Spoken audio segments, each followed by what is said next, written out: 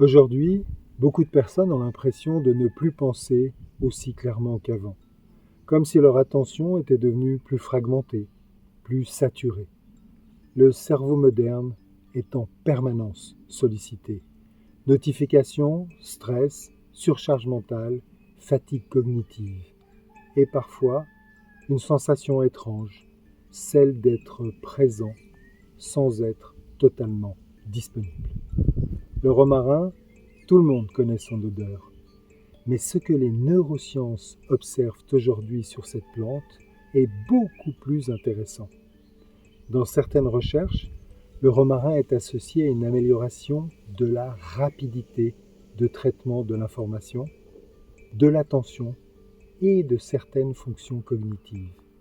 Pas comme un stimulant brutal, mais avec une forme de clarté plus fluide. Dans plusieurs études, chez l'humain, les chercheurs ont observé quelque chose de particulier. Les personnes exposées au romarin traitent certaines informations plus rapidement, tout en restant précises, plus vite, sans perdre en justesse. Concrètement, cela peut se traduire par une sensation de disponibilité mentale plus stable, comme si certaines fonctions devenaient plus accessibles, plus fluides.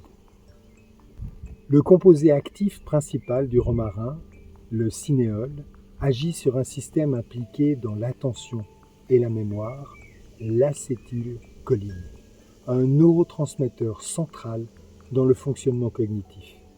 Certaines recherches montrent également des effets intéressants sur l'oxygénation cérébrale pendant certaines tâches mentales. Mais le plus intéressant n'est peut-être pas la performance, c'est la sensation de clarté sans surstimulation.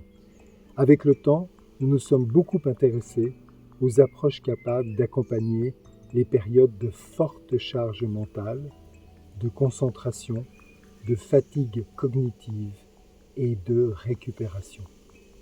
Pas pour forcer le cerveau, mais pour essayer de retrouver davantage de cohérence, de stabilité et de disponibilité mentale.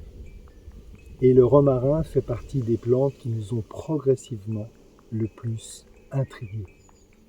Le romarin n'est pas une plante de stimulation, c'est une plante de régulation.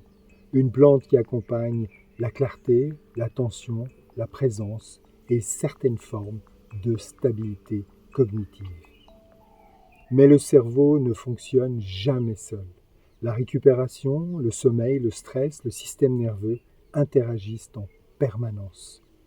Et parfois, ce n'est pas une plante isolée qui devient intéressante, mais la cohérence entre plusieurs. Une vidéo, une clé en neurosciences, un cerveau qui se régule. Abonnez-vous.